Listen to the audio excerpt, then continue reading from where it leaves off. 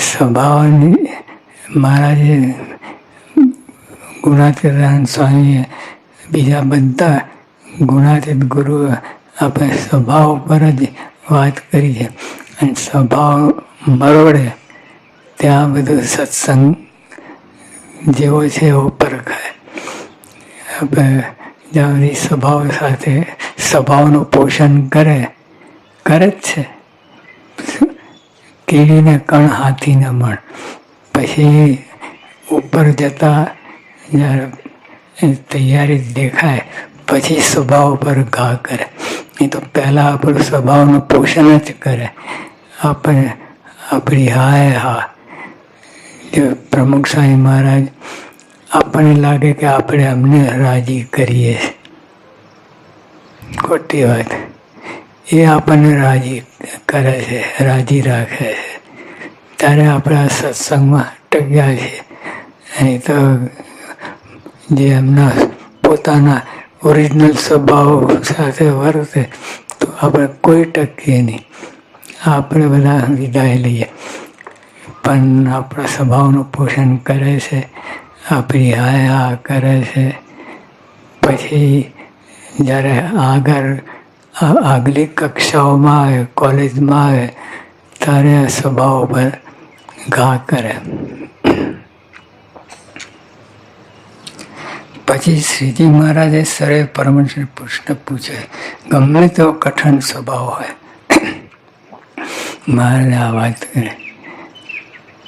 અને જો એક વિચાર કરીએ તો તે સ્વભાવનો નાશ થઈ જાય. અને વિચારને મૂકીને બીજા હજારો વિચાર કરે તો પણ તે ભૂરા સ્વભાવ હોય તે ટળે નહીં. એવો તે કયો વિચાર છે? હવે આ તો જબરદસ્ત પ્રશ્ન છે. એક તો ગમે એવો કઠણ સ્વભાવ, લઠ્ઠો, મૂકે જ નહીં એવો સ્વભાવ, ગમે તેવો કઠણ સ્વભાવ. પણ એક જ વિચાર કરે, ક્રિયા ના કરે, કોઈ સાધન નથી બતાવે, વિચાર. એક વિચાર એવો કરે તો તે સ્વભાવ નાશ થઈ જાય.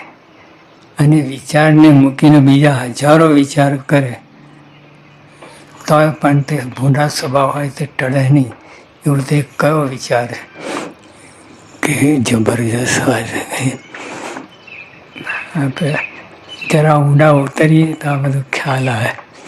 ઊંડા ઉતરે તો ખ્યાલ ના આવે. ભગવાનની કૃપા હોય તો જ આ વાત બેસે, નહીં તો બપોર જાય બધું. તમે સ્વભાવમાં જ રાસ્તો હોય અને બધી ક્રિયા કરતો હોય. સ્વભાવથી જુદા પડે તો કામ થાય. સ્વભાવ આપણે સ્વભાવનું બંડલ જ છીએ. સ્વભાવ જન્મ્યા ત્યાંથી આ પોટલું લઈને જન્મીએ છીએ, સ્વભાવનું પોટલું.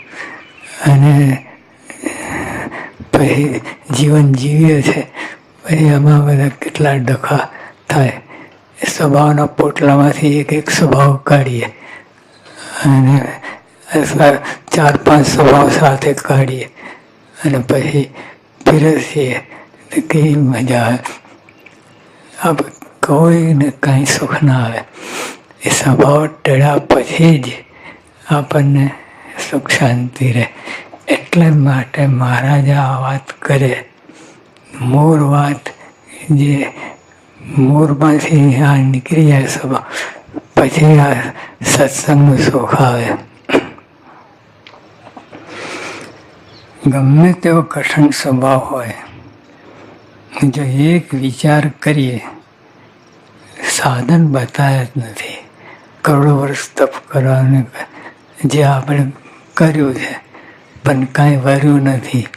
સ્વભાવ ઓળખે તો થાય ને, સ્વભાવ ઓળખાય નહીં. સ્વભાવનું પોટલું આપણે પોતે જ છીએ, ક્યાંથી એમાંથી જુદા પડે. પણ મહારાજે એક જ વિચાર કહે, અને એક વિચાર હજારો લાખો કરોડો વર્ષ અંત આપણે અનંત જન્મ લીધા છે પણ સ્વભાવ ટળ્યા નથી.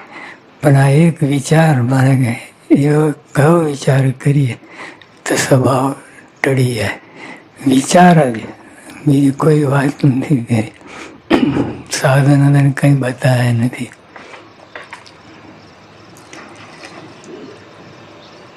અને એ વિચારને મૂકીને બીજા હજારો વિચાર કરે. વિચાર જ, સાધનની વાત જ નહીં. એ વિચાર મૂકી બીજા હજારો વિચાર કરે તો એ સ્વભાવ ટળે નહીં. પણ તોય પણ તે ભૂંડા સ્વભાવ હોય તે ટળે નહીં. એવો તે કયો વિચાર છે. એટલે આવા પ્રશ્નો આમાં ઊંડા ઉતરીએ પોતે તો મહારાજ કે કામ થઈ જાય. એક જ સેકન્ડમાં કામ થાય. બીજા હજારો વિચારની એક જ વિચાર કરે તો સ્વભાવ ટળે. ગમે એવો ભૂંડો સ્વભાવ હોય તે ટળી જાય.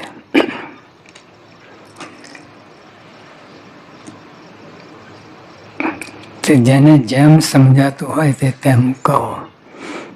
પછી આ વાત તો બહુ ઊંડી છે, સ્વભાવની વાત. તો આપણે સ્વભાવમાં જ રસબસ છીએ, એક જ છીએ. સ્વભાવને આપણે એક જ છીએ. હવે એમાંથી જુદા પડવું એ જ મુશ્કેલી છે. એટલે મહારાજે આ પ્રશ્ન નાખ્યો કે આ જેને જેમ સમજાતું હોય તેમ તે કહો. કે આ સમજવું બહુ કઠણ છે, પણ જેટલું જેને જેમ સમજાય એ વાત કરો. પછી પરમહંસમાં જેમ જેને સમજાતું હતું તેણે કહ્યું, પણ યથાર્થ કોઈથી કહેવાયું નહીં.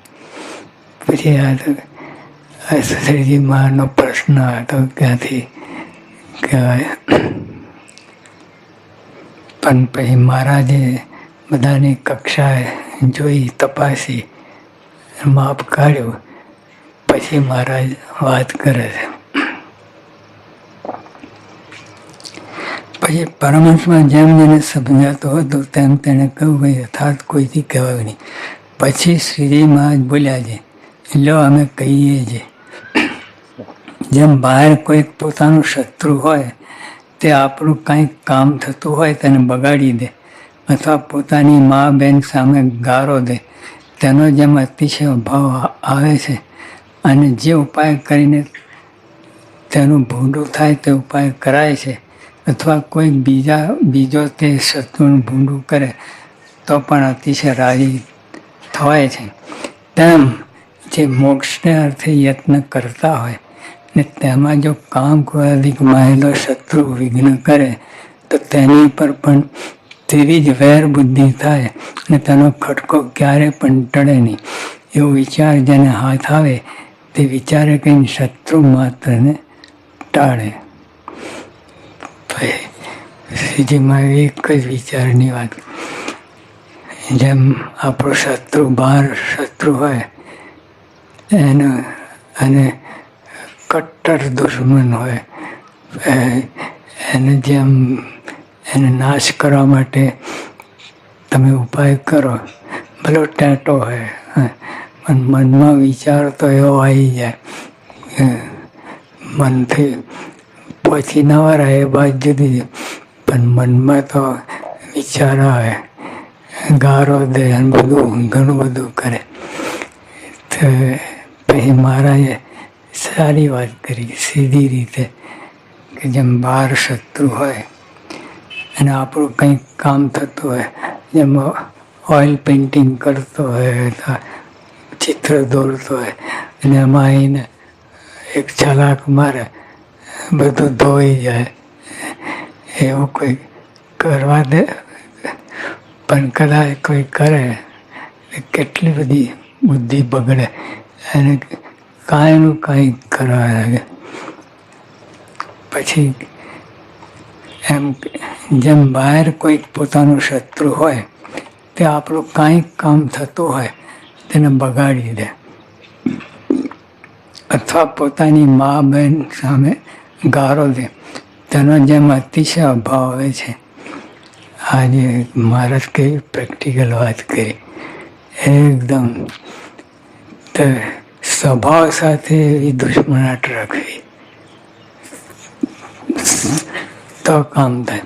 બસ સ્વભાવથી જુદા પડે તો સ્વભાવ તો આપણે પપ્પાને પોષે બધી આપણને લોભ જગાડે એના બાજુ ખેંચે એટલે આપણે જુદા જ પડાય નહીં. તો આગળ વાત તો ક્યાંથી જાય.